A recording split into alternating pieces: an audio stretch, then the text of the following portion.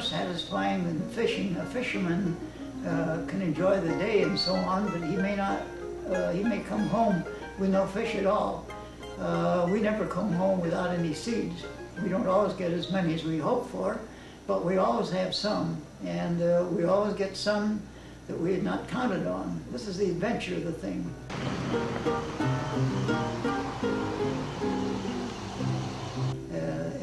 I've always enjoyed the hills and mountains, and so I felt that when I got a little older, that when I would not be able to climb the mountains, I would be able to continue going into them, collecting seeds.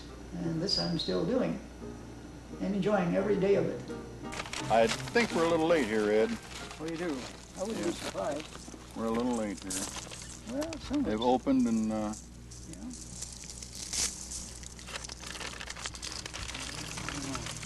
there's onesies and twosies, see? In the wild, of course, a great many seeds are produced for each plant, that each one that produces a plant. And the seed has to alight in a proper place for germination. It has to survive the seedling stage, and of course there are many animals, birds and so on, that can eat them. So it's only one out of many. But the seeds themselves are well provisioned to survive.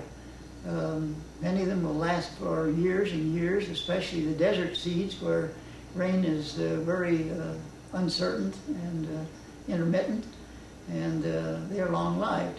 Then on the other hand, some seeds like the cottonwoods and willows are very short-lived. If they do not alight in a damp place, then they have no chance of survival, so it's not necessary for them to live a long time. I try not to take all of anything. We want to leave enough for another season. There's lots of it already gone.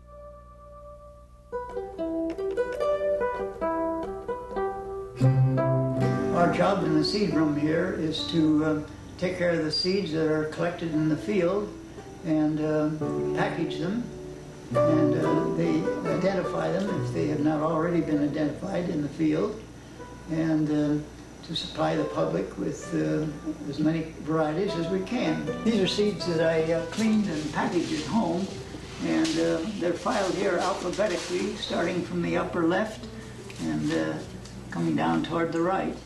Those were bush poppies. This is a buckwheat. This is the scarlet monkey flower, a very popular variety. It grows in their streams.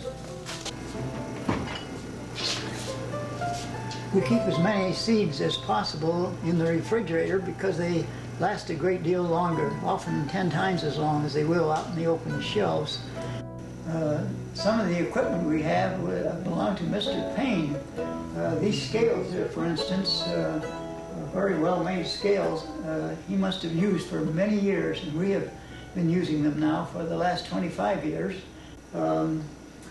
He left us not only his name, but all the everything that we would need that would be connected with him. And this gave us an excellent start because he was a well-known nurseryman and well-known for his native plants and seeds. So from the beginning we had a boost from Mr. Payne himself. He came west immediately to California and worked at the ranch and home of Madame Modjeska, a Polish actress, and was there for a year or so, and then he moved into Los Angeles, worked for Germain Seed Company for a while, and then he set up business for himself and sold seeds and bulbs and so on down on Main Street in Los Angeles. Later on, he acquired 10 acres of land on Los Feliz Boulevard between Hollywood and Glendale. And there he had his nursery and dispensed seeds and carried on his business for a great many years. Some of these things are rather scarce, and if we can grow them in the gardens, this helps to perpetuate them. And beyond that, it interests the public in our native flora. This is one of the missions of the foundation, I would say, is to interest people in what they have in their as to their native heritage in the way of plants. And I know this is appreciated, and people come back year after year, and they come from long distances to buy our seeds because we have such a great variety and a good deal of information to give them. Oh yes, I'll get you a lupin. Will you be interested in a bush lupin or not?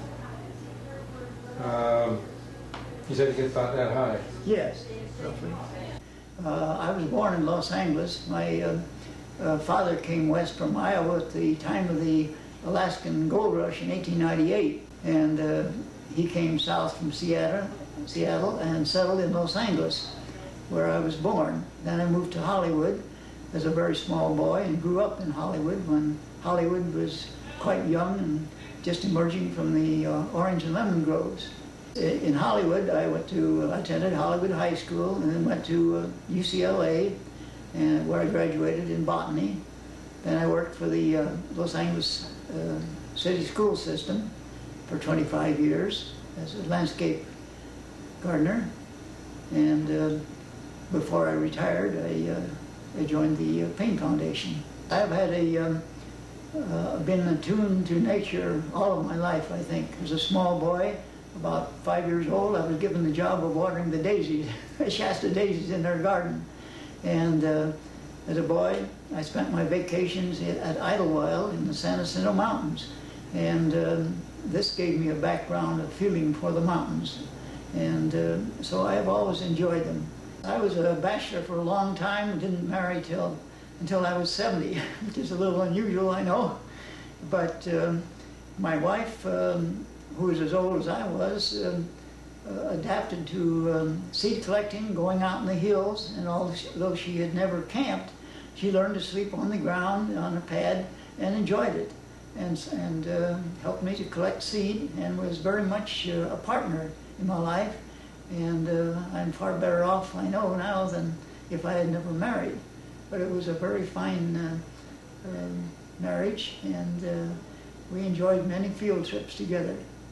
We were together for 13 years, and she passed away about 3.5 years ago. Well, look. There's the one off of the tree you're picking off of. Mm-hmm. Here's the other one here. Yeah, it's the same thing. Is it? Mm-hmm. Oh, yes. Are they good? Yes, Like that? I think so. I think they'll go. I know, they're kind of green. I feel quite young in many ways. Yes, I do. Sometimes I go out on my walk in the morning, I feel like, especially in this cool, clean, dry weather, I feel almost like jumping. Maybe I shouldn't, but I do. Well, I have an optimistic viewpoint because I think it's the only thing that pays is to do. I have good health, I have good heredity, and expect to maintain it for a good while to come. I have a faith which keeps me steady. My own philosophy is look to the future and keep moving.